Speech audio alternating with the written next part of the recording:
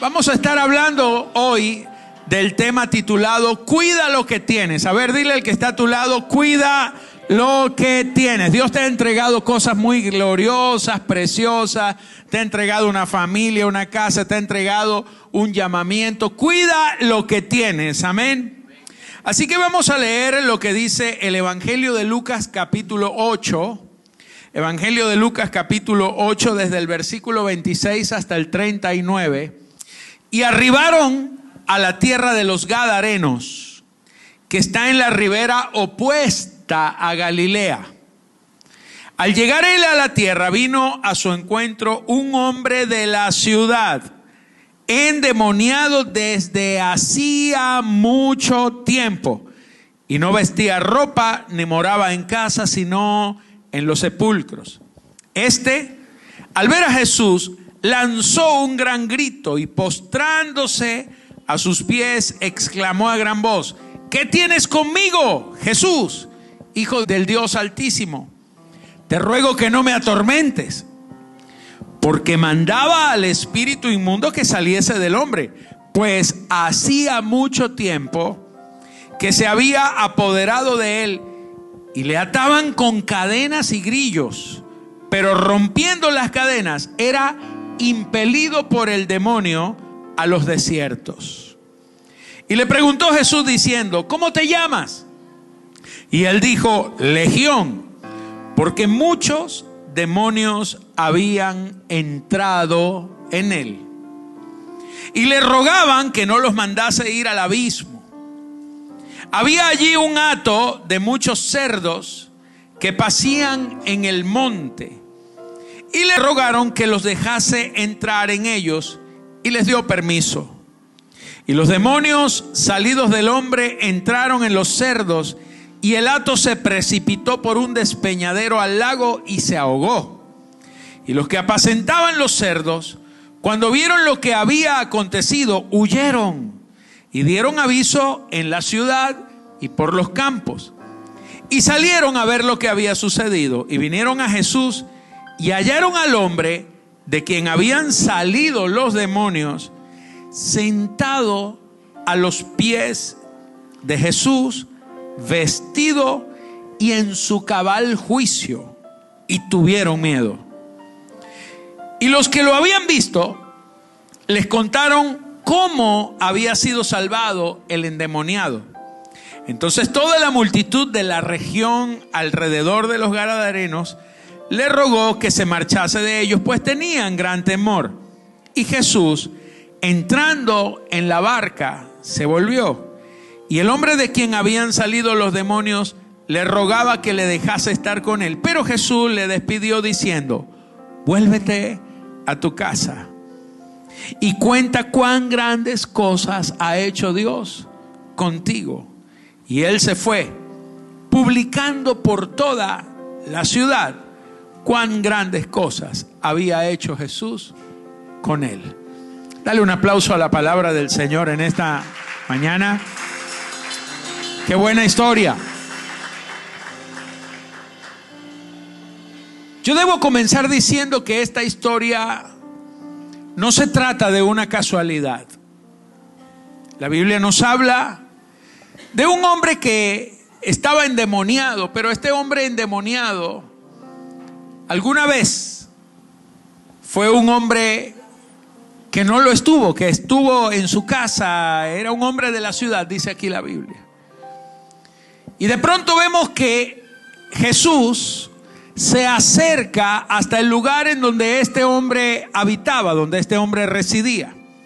Este hombre habitaba en una región llamada Gadara, que dice la Biblia que estaba al otro lado de la ribera, es decir, al otro lado del lago, de la otra orilla, que era de la región de Galilea.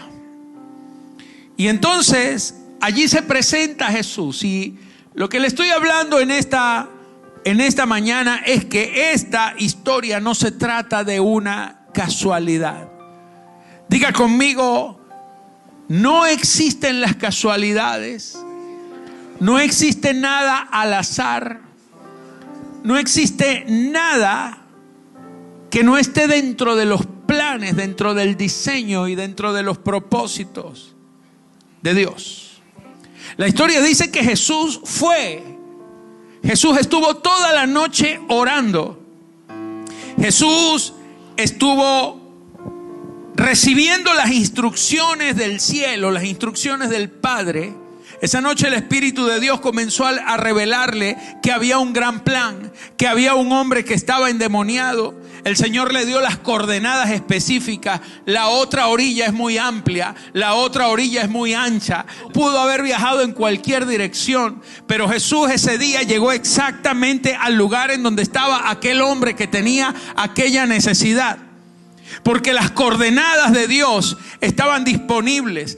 Dios le encendió el GPS a Jesús y esa noche la pasó orando. Al otro día tomó la barca de Pedro y le dijo: vamos a la otra orilla. Y ellos se empezaron a navegar y en medio del mar una tempestad que dice que anegaba y Jesús dormía en la barca. ¿Sabe qué dice? Que Jesús dormía en la barca. Amén. ¿Y Jesús por qué estaba durmiendo? Jesús dormía, mi amado, porque Él había pasado toda la noche en vela. Él había pasado toda la noche orando por aquel próximo día que iba a amanecer. Antes de que el día amaneciera, ya la noche anterior, Él había vencido la tormenta. Aleluya. La Biblia dice que en esa mañana, cuando Jesús dormía, los discípulos sí estaban asustados, porque ellos no estuvieron batallando la noche anterior. Y cuando ellos veían que las olas entraban, le reclaman a Jesús y le dicen: ¿no te da cuidado, Señor, que perecemos? Y Jesús, levantándose, dice la Biblia, que reprendió los vientos. Escúcheme esto, mi amado. En la Biblia la palabra viento es la misma palabra espíritu. Espíritu y viento es la misma palabra. Y cuando la Biblia dice acá que Jesús reprendió los vientos, Jesús no estaba reprendiendo los vientos físicos. Él estaba reprendiendo los espíritus inmundos que ya sabían que estaban vencidos, que estaban derrotados. Y por eso, cuando Él llegó a la otra orilla, los espíritus vinieron y le dijeron: viniste a atormentarnos antes de tiempo. Porque ya ellos habían sido derrotados en la oración. Ya habían sido derrotados. Cuando Jesús se levantó a reprender los vientos, señores, era sencillamente para consolidar la victoria que ya la había ganado durante el tiempo de oración. En tus batallas espirituales, tú no ganas las victorias en el campo de batalla, tú no las ganas en el sitio, tú las ganas en la intimidad primero, cuando tú estás en la presencia del Señor, cuando tú estás allí siendo dirigido y el Señor te da las directrices, te da la respuesta acerca de cada cosa que te vas a enfrentar a la mañana siguiente. Ya el Señor te da la victoria. El día anterior, un día emite palabra a otro día. Hoy está saliendo la palabra de victoria con la que tú ya mañana habrás vencido. Porque, señores, este día que tú recibes esta palabra te lleva a tiempos de victoria, de intimidad, de comunión. Cuando tú enfrentas al enemigo y lo reprendes, es porque ya ganaste tu batalla en la presencia del Señor. Aquí hay gente vencedora, aquí hay gente victoriosa, aquí hay gente que en esta hora está levantando las manos porque tiene una palabra de poder y de autoridad sobre su vida. Alguien necesita aplaudir en esta hora y decir: amén, yo lo creo. Entonces ese día no hubo ninguna casualidad. Había un plan, había un diseño. Desde la eternidad Dios estaba esperando ese preciso momento, ese preciso día, a esa precisa hora, en ese preciso lugar, donde ese preciso hombre que estaba endemoniado necesitaba la única oportunidad, que vino a buscarlo en la orilla y en el peor momento de su vida. Cuando estaba más poseído por los demonios y cuando nadie apostaba nada por él, Jesús fue a buscarlo. Ahora escúcheme. Cuando Jesús llega esa mañana, Jesús va a un lugar a donde nadie quería ir. Porque con el tiempo es más fácil odiar al que cayó. Es más fácil rechazar al que se extravió que rescatarlo, que restaurarlo. Entonces Jesús, esa mañana, fue hasta aquel lugar en donde los más religiosos decían: nosotros no vamos para allá porque ese lugar es un lugar gentil. Era de Israel, eran sus hermanos, era de ellos, eran parte de ellos, de la promesa. Pero los que se creían más santos, los que se creían más justos, los que se creían más puros, ellos odiaban, execraban y ni siquiera se atrevían a ir a ese lugar, porque para ellos ya ese lugar que Dios lo había llamado tierra prometida, lo llamaban tierra inmunda. Ellos hasta habían cambiado el concepto de Dios por un concepto de hombre. Para ellos esa gente estaba perdida y la llamaban a aquella zona, la llamaban Galilea de los gentiles. El libro del Evangelio de Mateo capítulo 4 dice, cuando Jesús, en el verso 12, cuando Jesús oyó que Juan estaba preso, Juan el Bautista lo ponen preso y Jesús entiende que ya comienza el ministerio. Y entonces Jesús dice, volvió a Galilea. Ahora, ¿qué tenía? ¿Por qué Jesús no se queda en Jerusalén? ¿Por qué Jesús va a Galilea? Dice, y dejando a Nazaret, vino y habitó en Capernaum, ciudad marítima, en la región de Zabulón y de Neftalí, para que se cumpliese lo dicho por el profeta Isaías. El Mesías vendrá a la tierra de Zabulón y a la tierra de Neftalí, camino del mar.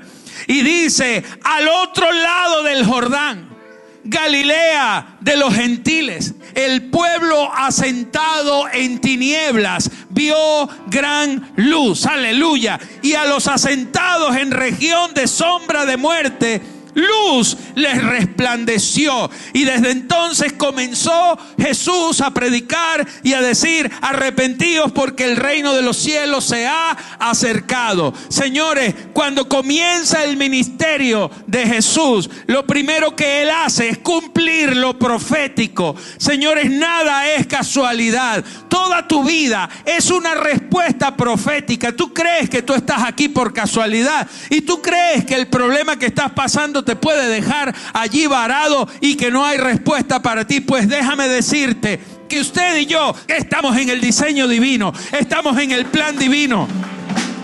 Tú eres la respuesta a una visión profética. Tú no estás aquí por una casualidad. Tú estás aquí porque el Señor te escogió, porque el Señor te llamó, aleluya. Tú estás aquí porque Dios tiene un plan y un diseño contigo. Cuando Jesús predicó en ese lugar, estaba cumpliendo una profecía. Porque para Dios nada es casual. No existen las casualidades. Escucha. Este hombre, quiero hablarles de este hombre que estaba allí. La Biblia dice que esa mañana, cuando arribaron a la tierra de los Gadarenos, que está en la ribera opuesta a Galilea, al llegar él a tierra, diga, al llegar él a tierra, o sea, Jesús pisando y llegando al Gadareno, dice, vino a su encuentro un hombre de la ciudad. Diga conmigo, un hombre de la ciudad, endemoniado desde hacía mucho tiempo. Era un hombre de la ciudad, pero estaba endemoniado. Este hombre un día fue alguien importante en la ciudad. ¿Qué pasó con el hombre de la ciudad? ¿Qué le sucedió al hombre de la ciudad? Yo me imagino los días cuando era de la ciudad. Era alguien importante. Porque este hombre de la ciudad dice que andaba desnudo. O sea, que quiere decir que un día estuvo con ropas espléndidas. Ese hombre andaba a la moda, vestía bien. Dice que no tenía casa porque un día en la ciudad ese hombre tuvo una casa. Dice que lo amarraban con cadenas porque un día ese hombre era libre en la ciudad.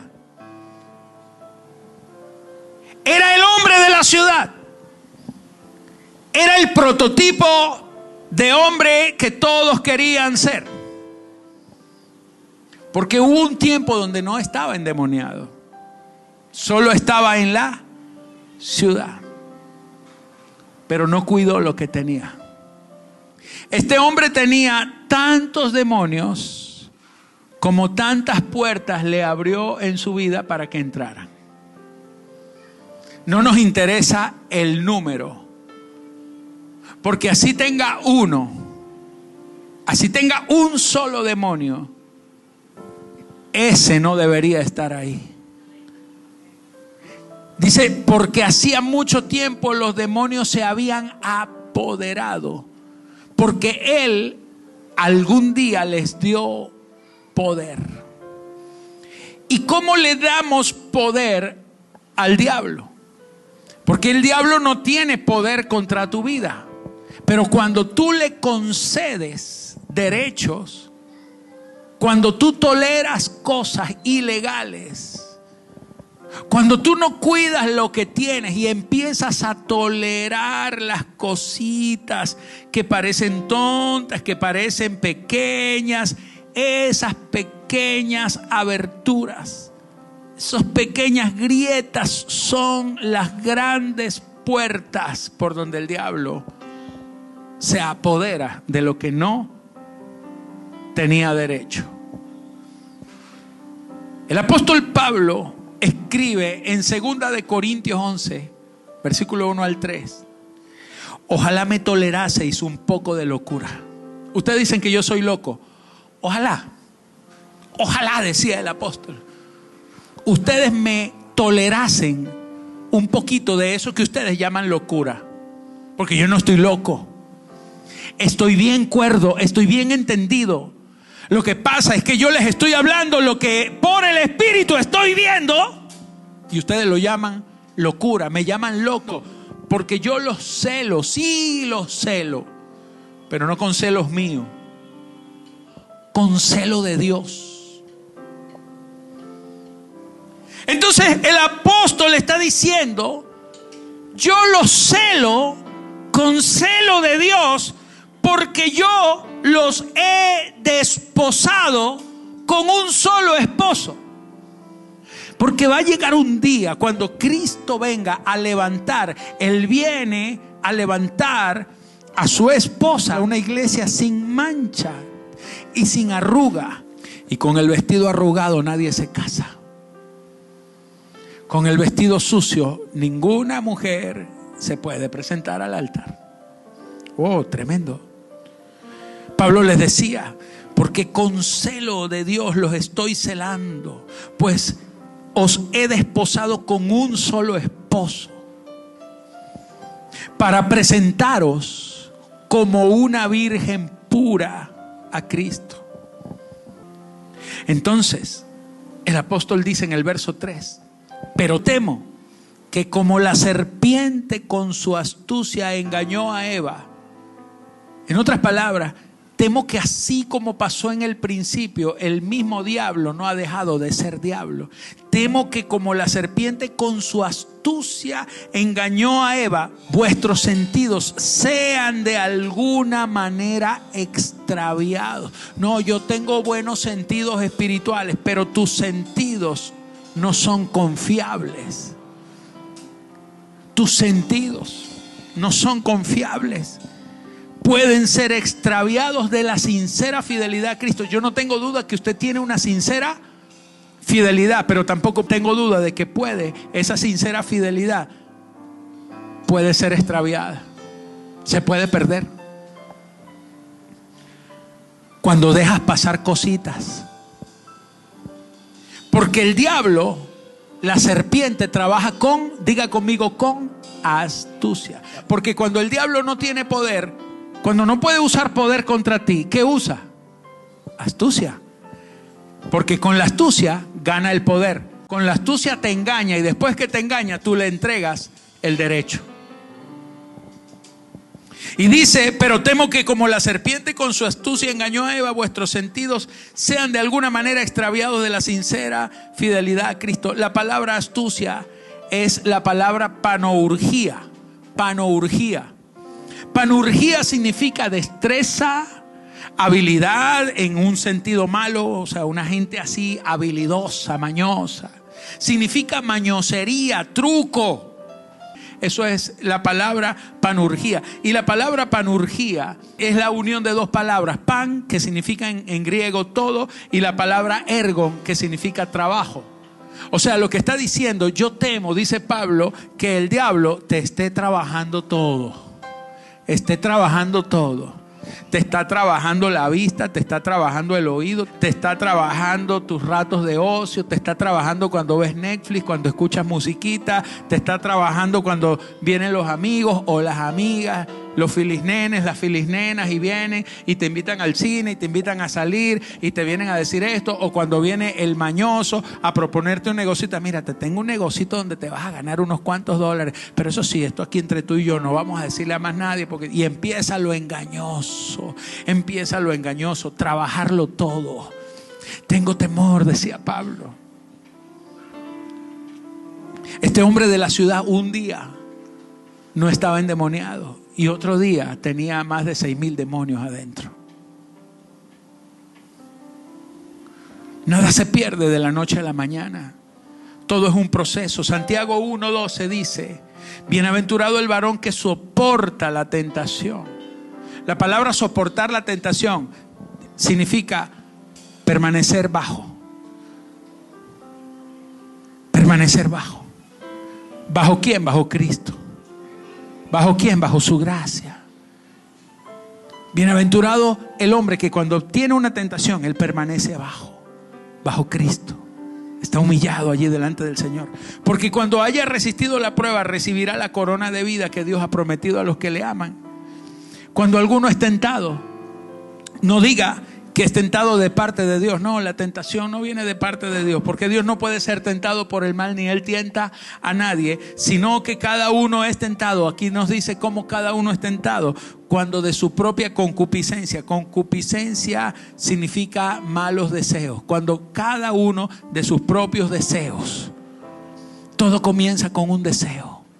Todo comienza con algo que tú deseas. Todo comienza con un pequeño e inocente deseo. Todo comienza por allí. Allí empieza el diablo a trabajar. La serpiente con su astucia empieza a trabajar ese deseo. Y dice, sino que cada uno es tentado cuando de su propia concupiscencia es atraído y seducido. Diga conmigo, atraído y seducido.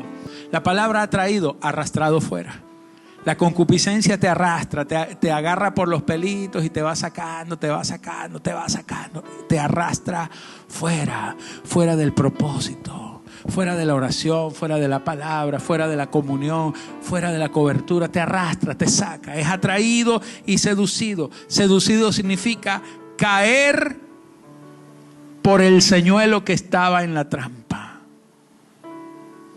Entonces la concupiscencia, después que ha concebido, después que la concupiscencia concibe, concebir es arrestar, atrapar, poner preso a alguien. Después que la concupiscencia pone preso a su dueño, da a luz el pecado. Y el pecado siendo consumado da a luz la muerte. ¿Cómo terminó? Muerto. ¿Cómo empezó? Con su propia concupiscencia. Pero de tu concupiscencia a tu muerte hay un largo trecho. Nadie muere el mismo día. Cuida lo que tienes. Cuida tu llamado. Cuida los momentos. Valora los momentos cuando los hombres de Dios nos metemos en tu vida y metemos nuestras narices donde tú dices que no deberíamos meternos. Mira el celo de Dios con el que Dios mismo a través de los hombres de Dios te está cuidando. Es mejor atender al celo de Dios. porque te está guardando como una virgen pura, porque eres valioso para Él. Termino en esta hora. ¿Qué tenía este hombre? ¿Qué tenía este hombre que Jesús lo fue a buscar? No tenía nada. Nadie apostaba por él. Este hombre no tenía nada. Absolutamente nada. No tenía esperanza, no tenía posibilidades. Él no tenía nada, ni recursos, ni gente, ni familia, no tenía nada. Y cuando no tienes nada, tienes a Cristo, tienes la puerta, lo tienes a Él. Cuando no tienes nada, lo tienes todo en Él.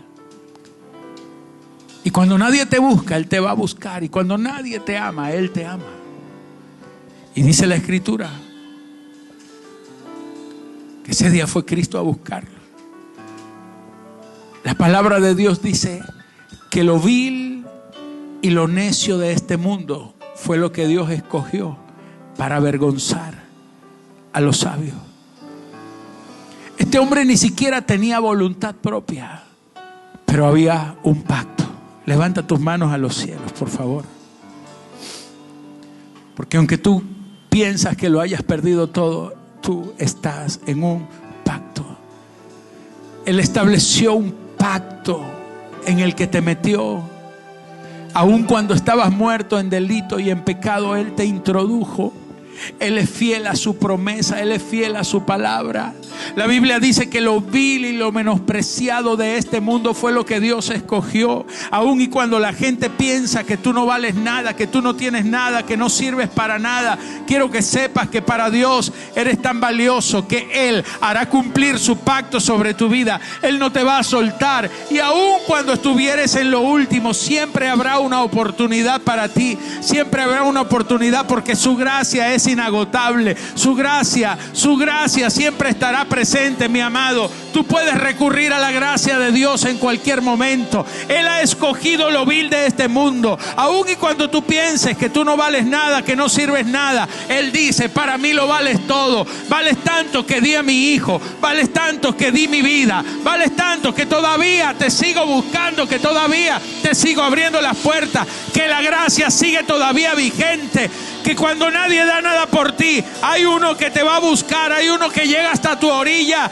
donde estás abandonado y perdido, y allí te levanta el Señor nuevamente. Mi amado, ¿cuánto más para ti? Cuando te guardas, cuando te estás cuidando, cuando estás diciendo: yo sí valoro la gracia que está sobre mí. Tienes que cuidar lo que tienes, mi amado. Dios siempre va a permanecer fiel, pero no dejes que sea tarde. Guarda lo que tienes, cuida lo que tienes. Aquel hombre recibió una medida extraordinaria de gracia. Vengo a profetizar que una medida extraordinaria de gracia se va a abrir sobre tu vida en esta temporada. Sobre todo aquellos que han guardado su vida, aquellos que están siendo fieles al Señor, aquellos que están valorando las temporadas, y aun cuando están pasando por momentos difíciles, siguen diciendo: Señor, yo te sigo creyendo, yo te sigo amando, yo, Señor, seguiré caminando. No confío en los hombres, no confío en mí mismo, pero confío en tu promesa,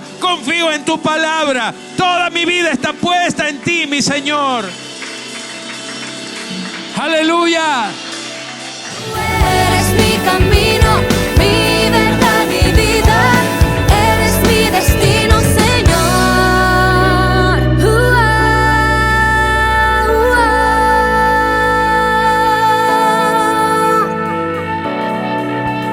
Mi